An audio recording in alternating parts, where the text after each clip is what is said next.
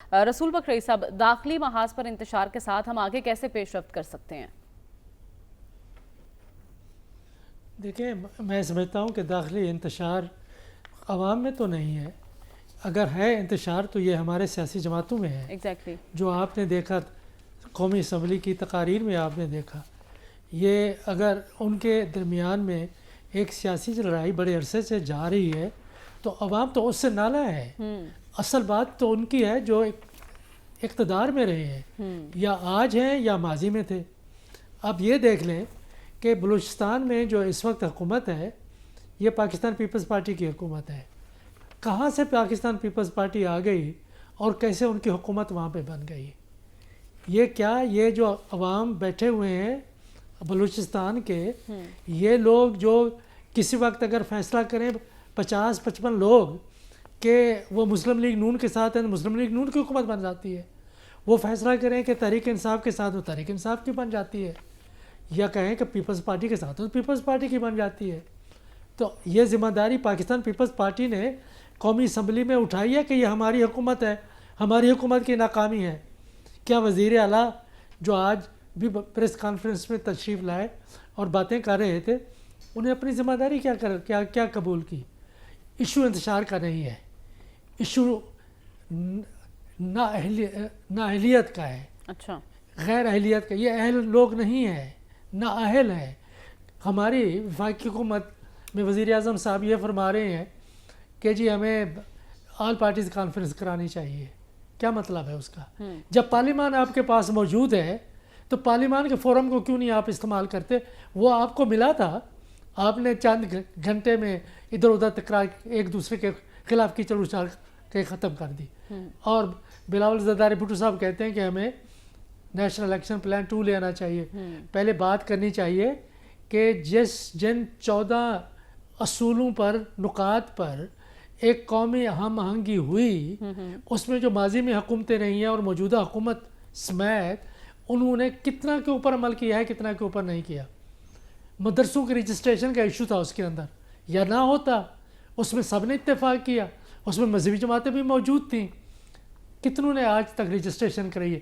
جب رجسٹریشن کا قانون ایک آیا، آرڈیننس آیا 26 ترمیم یا 26 ترامیم کے لیے جو مولانا صاحب کی حمایت کی ضرورت تھی، ہمارے قومی ہیرو کی، ان کو رام کرنے کے لیے انہوں نے کہا اچھا چلو اس طرح نہیں تو اس طرح کر لیتے ہیں. بھئی اگر آپ کی حکومت موم کی ناک بنی رہے گی اور اسی طریقے سے ہر ایک کسی سامنے جھکتی رہے گی تو کیسے عمل ہوگا؟ اس وقت ضرورت اس بات کی ہے کہ حکومت عوام کے سامنے، میڈیا کے سامنے، دنیا کے سامنے بتائے کہ نیشنل ایکشن پروگرام کے کن نکات کے اوپر عمل ہوا ہے، کن نکات کے اوپر عمل نہیں ہوا ہے. اس کے اوپر عمل کیوں نہیں کرتے؟ اس میں کیا کمی ہے؟ یہ ڈھگوسلے ہیں کہ آل پارٹیز کانفرنس کر لیتے ہیں، چلو وہاں پہ کیا ہوگا، ہم یہ نیشنل ایکشن پلان 2 بنا لیتے ہیں، ہم یہ کر دیتے ہیں، وہ کر دیتے ہیں. بھئی جب آپ کے پاس ایک پورا ایک قومی ہم آہنگی کا نقشہ آپ کے سامنے موجود ہے، اس کے اوپر عمل کیوں نہیں کرتے؟ اس کے بارے میں بتائیں نا، کیوں نہیں عمل کرتے؟ ٹھیک ہے. اور پھر بلوچستان کے کتنا اضلاع ہیں جہاں پہ پولیس اسٹیشن ہی نہیں ہے، پولیس ہی نہیں ہے. آپ نے کئی دفعہ قانون بنانے کی کوشش کی ہے. یہ اے اضلاع ہیں، یہ بی اضلاع ہیں کہ جہاں پہ صرف آپ نے جو سیکیورٹی ہے آپ نے سرداروں کے ہاتھ میں دی ہوئی ہے کہ وہ اپنی مرضی سے لوگوں کو رکھیں، ان کے نوکروں کو رکھیں، اپنے عزیزوں کو رکھیں، اپنے قبائل کے لوگوں کو وہاں پہ نوکریاں دیں. اور کتنا لوگ وہاں کام کرتے ہیں، کتنا لوگ وہاں کام نہیں کرتے، کوئی نہیں پوچھا جائے گا.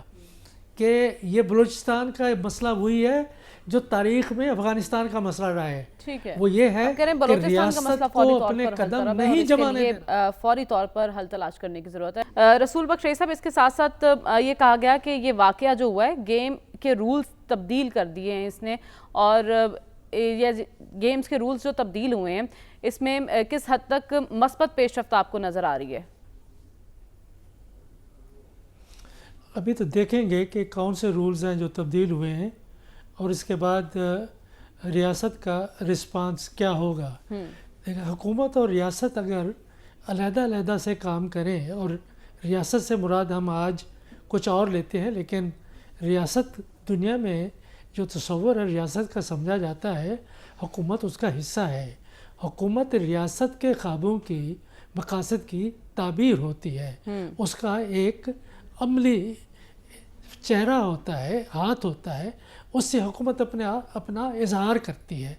تو حکومت اور ریاست کو تو میں تو کبھی ایک علیحدہ نہیں دیکھنا چاہتا، نہ ہمیں دیکھنا چاہیے. اصل مسئلے جو آپ افغانستان کی ہے یا دنیا میں ہماری بات سنی نہیں جاتی جب تک کہ ہم اندر سے ریاست کے اداروں کو مضبوط نہیں کریں گے، جب تک ہم اپنی سیاست کو مستحکم نہیں کریں گے، جب تک کہ ہم بدعنوانی کا خاتمہ نہیں کریں گے. جو زوال کے آپ کے اسباب ہیں، جب تک کہ ہماری ریاست حکومت مل کے اس کو ایڈریس نہیں کرتی، ہم اسی لیکن رسول بخش صاحب ایسے موقع پر اس ٹائمنگ کو آپ کیا کہیں گے جب امریکہ سراہتا ہے ہماری کاوشوں کو دہشت گردی کے خلاف؟ اس موقع پر پاکستان میں ایسے سانحات کا ہونا، کیا امریکہ سے کسی سہارے کی یا کسی مدد کی توقع رکھی جائے؟ دیکھیں یہ جو واقعہ ہے یہ تسلسل ہے واقعات کا، یہ علیحدہ سے نہیں ہے، اچانک نہیں ہوا. ہم روزانہ کی بنیاد پر دیکھ رہے ہیں کہ کل بھی یہ جنوبی وزیرستان میں یا شمالی وزیرستان میں کہیں پہ کہ 10 خارجی مارے گئے ہیں. جی لیکن یہ ہے کہ روزانہ کی بنیاد پر سینکڑوں کی تعداد میں انٹیلیجنس بیس آپریشنز ہو رہی ہیں. مسئلہ بہت بڑا ہے. حکومت ذمہ داری، نہ صوبائی حکومتیں ذمہ داری لے رہی ہیں. ان کو 18ویں ترمیم کے بعد آپ نے اتنا پیسہ دے دیا ہے کہ وہ جو کبھی وہ لاکھوں میں ہوتے تھے کروڑوں میں آ گئے، کروڑوں میں ہوتے تھے اربوں میں آ گئے، اربوں سے یہ خربوں میں آ گئے ہیں. ہمارے جو سیاسی گھرانے ہیں وہ اس میں خوش ہیں.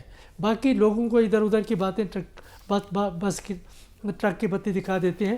ضرورت کچھ سوچنے کی ہے، سمجھنے کی. میرا میں ایک بات کرنا چاہتا ہوں کہ ہماری قومی حکومت ہو یا صوبائی حکومتیں ہوں، یہ نمائندہ نہیں رہی، کبھی نہیں تھی. یہ طبقات اپنی جو رولنگ طبقات آپ کے اوپر مسلط ہے پچھلے 70-75 سال سے، یہ ان کی کوئی نمائندگی کی حیثیت پاکستان میں رہی نہیں. اگر آپ یہ سوشل کانٹریکٹ چاہتے ہیں تو وہ آئین اور عوام کے ساتھ ہونا چاہیے. یہ سیاسی جماعتوں کے درمیان میں اتحادی معاہدے، یہ عمرانی معاہدہ یا سوشل کانٹریکٹ نہیں ہوتے. ٹھیک ہے، تو آپ کہہ رہے ہیں کہ دہشت گردی کے ناصور سے نمٹنے کے لیے بیرونی محاذ پر تو ہم نے اپنا کیس پیش کرنا ہی ہے، لیکن اندرونی خلفشار اور انتشار کو بھی ختم کرنے کی ضرورت ہے، اور وہ بھی اولین ترجیح ہونی چاہیے ہماری. سب سے پہلے اندرونی استحکام آئے گا، پھر ہی ہم توقع رکھ سکتے ہیں کہ دنیا بھی ہماری مدد کرے.